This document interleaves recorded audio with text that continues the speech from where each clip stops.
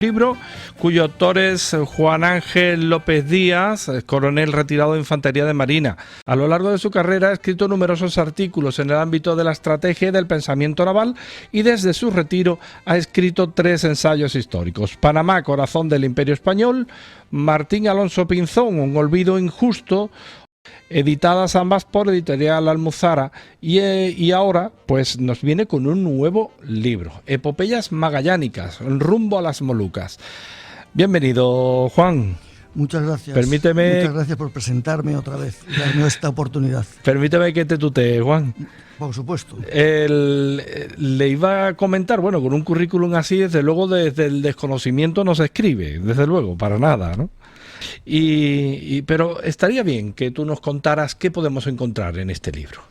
Bueno, este libro lo que ha tratado es de exponer las primeras expediciones que siguieron, alguna incluso lo hizo antes que el propio Magallanes, que siguieron a Magallanes en la navegación por el estrecho de Magallanes para ir a las Molucas. Como sabes, las razones más importantes de la corona de que hubiese un paso que permitiese pasar del Atlántico al Pacífico era para poder llegar a las Molucas y no atravesar las aguas de los portugueses, a través del Índico y a través del cuerno del sur de África, etcétera, etcétera.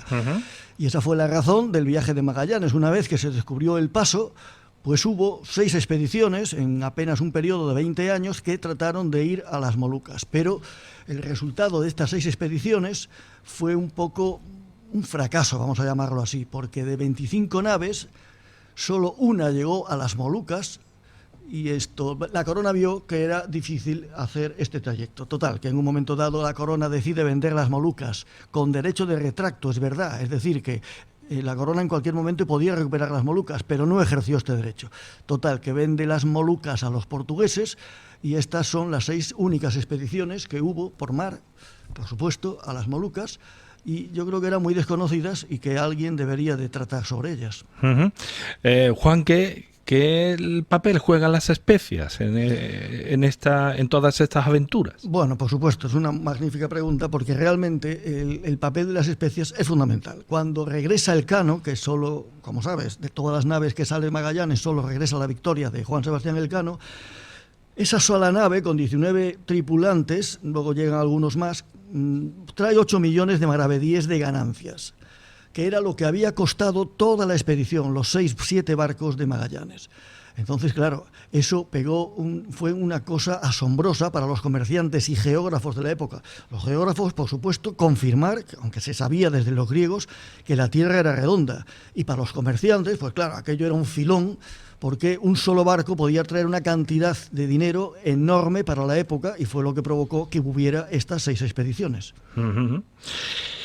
¿Y qué tienen de especial esos 20 años entre 1519 y 1539? Bueno, lo que tienen de especial es precisamente que están dominados por esta sensación del hombre, del renacimiento, de ir más allá, de buscar, de que la navegación ya era posible a grandes distancias, de que a grandes distancias había grandes fortunas con pocos medios, o sea, con una sola nave se podía hacer alguien muy rico para toda su vida.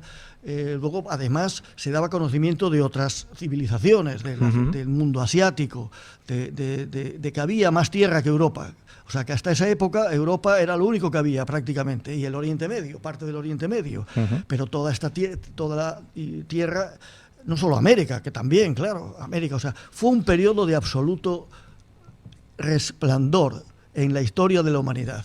Por América, y porque la civilización había conseguido llegar a puntos donde nunca se había llegado. Y además eso traía riqueza, y había conocimientos científicos suficientes para hacerlo. No obstante, me da la sensación de que entonces la vida estaba en un hilo, ¿no? Porque es verdad que por cualquier enfermedad, nos comentas en tu libro, que se mueren las personas y ya está, vamos. Efectivamente, es verdad, esto eran otros tiempos y no podemos ver aquellas cosas que pasaron hace 5 siglos con la mentalidad que tenemos hoy en día. La gente, la media de vida podía llegar a los 50 años. Yo he leído de gente, por ejemplo, que se trata en el libro, hay un tal Pedrarías Dávila, que es de la Tierra Firme, el gobernador de Tierra Firme, lo que es Panamá actualmente. Este hombre era de Segovia, muere a los 90 años, pero es una excepción. Pero fíjate que, por ejemplo, en la navegación de esta obra de la Victoria que va el Cano, la Victoria de Loaísa, quiero decir, porque hay otra Victoria que es la del Cano. En esa navegación, en ese barco, la Victoria, se mueren toda la plana mayor en apenas 15 días. Se muere Loaísa, el jefe, se muere el segundo jefe, el Cano, se muere al tercero que nombran en relevo de... muere Bermejo, que era el Rodrigo de Triana de la primera navegación de Colón, el que da la voz de tierra, que todo el mundo le llama Rodrigo de Triana, y no se llamaba Rodrigo de Triana, era Rodríguez Bermejo. Ese también se muere, porque era el piloto mayor de la expedición de Loaísa. En resumen, es verdad, pero vivían colgando de un hilo, pero tenían otros valores que les permitía vivir al filo de lo imposible, por decirlo así. Tenían los valores de la patria, los valores del honor, los valores de la fama, los valores de la religión, los valores de Dios. Creían en todo eso y eran conscientes de su... O sea, el Cano, unos días, unas horas antes de que sabe que va a morir, hace un testamento modélico, deja hasta sus camisas, deja todos los terrenos que tenía en su población de Guetaria, nombra a todos sus feudos que tenía allí. O sea, lo hacen con una frialdad que verdaderamente... hoy en día es un ejemplo. Hoy en día no tenemos esa frialdad. Nos da un miedo tremendo la muerte. No queremos saber nada. La muerte no existe. Es una cosa absurda, porque por supuesto que existe. Todos nos morimos, pero no queremos reconocerlo. Ni la gente lo quiere reconocer. Esa época no. Vivían 50 años bien vividos y exprimían como los limones. Hicieron cosas, esas personas que se morían tan pronto, extraordinarias, y recorrimos en apenas 50 años desde el sur de América hasta casi hasta Alaska, y con personas que vivían hasta los 50 años. Es decir, ¿qué podemos decir de esas personas? Que ya quisiéramos tener esos valores nosotros. ¿Cómo ha sido la investigación, Juan? Bueno, las investigaciones sobre este tema siempre son largas. Afortunadamente hay expediciones, por ejemplo la de Loaísa, que está muy bien documentada en los libros de Fernández de Navarrete, que era un marino, por cierto, que es una obra ingente, tiene una obra monumental. Fernández de Navarrete, son 5 tomos de miles de páginas cada uno, que solo se pueden ver, por supuesto, están de venta al público, los lee muy poca gente. Yo los leí en el original, claro. Y entonces esta expedición está bastante documentada. Vienen todas las vicisitudes de las 7 naves de Loaísa, del Patache Santiago, de la que llega a Namibia, de la que llega, etcétera, etcétera. Pero otras no es así tanto.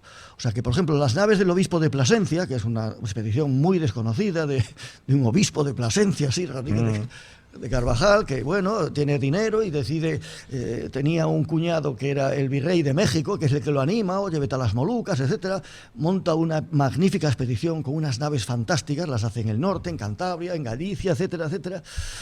Y esto de esta, pues he tenido que trabajarlas más. Todas hay que trabajarlas. Hay una parte importante también que es desmentir, es decir, por ejemplo, ¿cuántas naves tenían las naves de Luis Plasencia? La expedición eran 3 o 4 naves, porque hay 5 o 6 referencias, 5 o 6 cronistas, cada uno dice una versión. ¿Quién mandaba la expedición? Cada uno dice que era un mando, porque eligen a un mando, pero este se muere o este renuncia y lo coge otro. Entonces, ¿quién fue el mando de la expedición? ¿Cómo se llamaban los barcos? Porque cada uno, etcétera. O sea, lo más difícil es confrontar, lo más difícil de los libros de ensayo histórico es confrontar que lo que pones ahí es la verdad. Entonces, eso que pones el libro es que tú, después de haber confrontado 4, 5 o 6 versiones, crees honradamente que eso fue lo que pasó. No tienes ningún tipo de subjetividad a la hora de qué pasó en esa expedición. Es lo que te marcan los cronistas. Porque si hay 4 naves, entiendo que hay 4 diarios a bordo, ¿no? Bueno, efectivamente, sí. Por ejemplo, las naves de Alcazaba o las naves del propio obispo de Plasencia, hay 2 relaciones. Se llaman 2 relaciones, primera relación y segunda relación de esa expedición de las naves del obispo de Plasencia.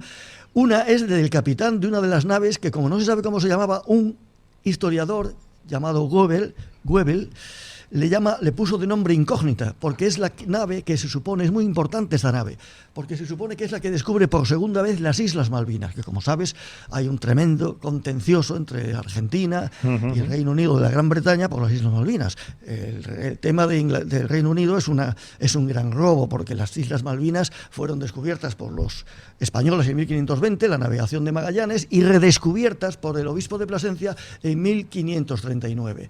Bien. Y de esta hay 2 relaciones, la del capitán de la nave incógnita y otra relación de un par de marineros de esta nave que cuando paran en Santo Tomé, una isla portuguesa en el Golfo de Guinea, desertan.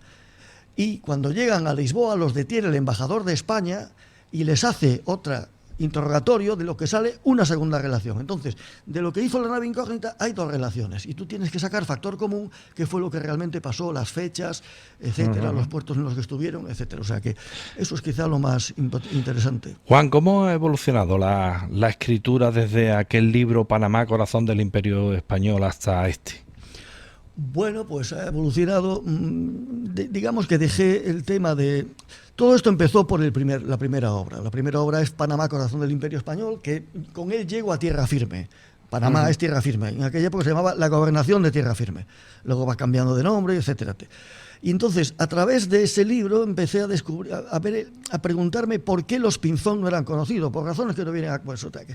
Entonces escribí sobre los Pinzón. Y después, esta obra y la próxima que está pendiente de publicar, me he tirado a navegantes españoles del siglo XVI en el Estrecho de Magallanes. Un poco también por conmemorar el 500 aniversario de esta navegación, del Estrecho de Magallanes, que es fundamental para la historia de la humanidad. Entonces me he convertido un poco en un cierto experto en el ámbito de las navegaciones por el Estrecho de Magallanes. Todos los canales patagónicos, todas las navegaciones también que salen por el Pacífico, desde Chile, que será la siguiente obra. Estas son desde el Atlántico, las primeras que después de Magallanes cruzan el Estrecho de Magallanes, y la siguiente obra hablará de las 3 primeras expediciones que atravesaron el Estrecho de Magallanes desde el Pacífico, desde Chile. Primero con Valdivia y luego con Mendoza, el segundo gobernador cuando mataron a Valdivia, y que son muy importantes, muy interesantes, porque hay un navegante además también andaluz, también de Moguer, que se llama Juan Ladrillero, absolutamente desconocido, mucho más desconocido en Chile. Hay una escuela, por ejemplo, en Puerto Natales, un pueblo que está al sur, en el Estrecho de Magallanes, que tiene el nombre de Juan Ladrillero. En España no lo conoce nadie, salvo en Moguer, claro, que Moguer es un pueblo extraordinario, toda esa ribera, habría que ponerle un monumento, habría que hacer un parque temático, porque lo que salió de Palos y de Moguer, los navegantes y las cosas que hicieron esos personajes de ese siglo XVI, que se moría la gente de la ribera del Tinto, España no lo ha reconocido todavía hasta el día de la fecha. La verdad es que el análisis de estas expediciones es un tema muy interesante desde el punto de vista histórico, desde el punto de vista de conocer una historia que se halla algo perdida, ¿no, Juan? Pues yo creo que está muy perdida, sí. En realidad, este hombre, el que yo te digo, que no acabé de decir por qué es tan famoso, pero lo es porque fue el primer hombre en la historia que atravesó el Estrecho de Magallanes de poniente a levante. Es decir, que nadie lo había conseguido, nadie había logrado. De hecho, se tira 2 años navegando por el Estrecho de Magallanes en medio de ventiscas, en medio de temporales, viéndose en el estrecho de 100 nudos. O sea, la navegación por el Estrecho de Magallanes, un poco más abajo, los 40 rugientes, se llaman todavía hoy en día, es la navegación más difícil que hay en el mundo. O sea, es donde más difícil. Navegar con un barco de 50 toneladas, como navega Ladrillero, en el siglo XVI, tirarse 2 años en el Estrecho de Magallanes, fondeado. A mí me cuentan personajes que hoy en día navegan por esas aguas en el siglo XXI, que tú amarras un barco en uno de los canales, un barco pequeño de 20 metros, de estos de hoy en día, con GPS, con etcétera, etcétera, que los tienen que poner con 2 o 3 cabos a tierra, pegados a los árboles, y aún así viene la tormenta y tienen que cortar amarras para salir al mar abierto, porque los vientos son tan fuertes que los estrella contra las rocas. Y da igual, porque el GPS, etcétera, todo eso está muy bien para la situación, pero el meteo en esa zona es muy difícil de predecir. O sea, con media hora pasas de 0 a 100 nudos, con lo cual es muy difícil navegar. Entonces, emplear 2 años navegando por estos mares, un personaje, y que no sea conocido absolutamente por casi nadie, pues es triste, y es un poco lo que yo quiero intentar hacer, poner en valor a estos primeros navegantes que navegaron estas aguas. Entiendo, por tanto, que Epopeyas Magallánicas rumbo a las Molucas es el primer trabajo. Sí, digamos que es la primera parte de un libro que pretende hablar de las primeras expediciones por el Estrecho de Magallanes después de Magallanes. Eso es lo que pretende, porque creo que son muy desconocidas. Todo el mundo se ha encelado un poco con la expedición de Magallanes, que no es para menos, porque verdaderamente es fundamental para la historia de la humanidad. pero es verdad que se ha quedado la gente ahí. Es decir, que estas 6 expediciones, que son un periodo de 20 años, ya no vuelve a haber más. Verdaderamente el estrecho de Magallanes es tan difícil de navegar que hasta la edad del vapor no volvió a coger auge el estrecho de Magallanes. Hoy en día, al día de la fecha, solo pasan 2.000 buques al año por el estrecho de Magallanes. Por el estrecho de Gibraltar pasan 120.000 al año. En cambio, por Magallanes pasan 2.000. ¿Qué quiere decir eso? Que sigue siendo muy difícil. Comercialmente hablando, Magallanes no fue tan importante. Fue importante desde el punto de vista geográfico, para demostrar taxativamente que se puede salir de Sanlúcar y pasar por ahí y dar la vuelta al mundo. Pero comercialmente la gente siguió empleando el canal o el istmo de Panamá para hacer el comercio con las Indias, o sea, del Perú a Panamá, era la plata iba del Perú a Panamá, cruzaba el istmo, cogía las flotas de Indias en Portobelo y venía a España, pero no pasaba la plata por el canal o por el estrecho de Magallanes. Entonces, ver esas navegaciones, la dificultad y la importancia de esos personajes tan desconocidos es la intención a la hora de escribir sobre estas expediciones. Pues Juan Ángel López Díaz, nos vamos quedando sin tiempo. ¿Qué es lo que aconseja? ¿Por qué adquirir este libro? Hombre, yo aconsejo primero porque yo creo que son aventuras muy divertidas. O sea, el nombre de Epopeyas no es casual, no es un nombre comercial en absoluto. Las pasaron, con perdón por la expresión, de Aquilo, estas 6 expediciones. Lo que hicieron fue cosas inauditas. La expedición de Loaísa, que solo llega una nave, bueno, 2, una lleva a las Célebes, que está pegada a las Molucas, pero de las otras naves, una llega a Perú, otra por primera vez, otra llega a México, un patache de 50 toneladas desde Sanlúcar allí. Otra llega a Namibia, a la desembocadura del río Orange. Es decir, que otra llega a la Polinesia, a la San Lesmes, que es una nave extraordinaria, que quien lo quiera, que lo lea aquí o donde hay un libro sobre la San Lesmes, que no es mío, pero que es magnífico. O sea, la carabela San Lesmes llega a Australia, Nueva Zelanda, saliendo también de España, de Sanlúcar, en la expedición de Loaísa. Todo el Pacífico está inundado de genes españoles por esta expedición. Hasta en la isla de Pascua es donde más porcentaje de genes de vascos hay en el mundo, después de los en Vascongadas. O sea, lo que hacen estas expediciones es divertidísimo. Entonces, yo recomiendo que la gente lo lea para conocer estas historias. Pues muchísimas gracias por esas aventuras, por escribir, plasmar ese trabajo, ese gran trabajo. Muchas gracias por atendernos en el día de hoy.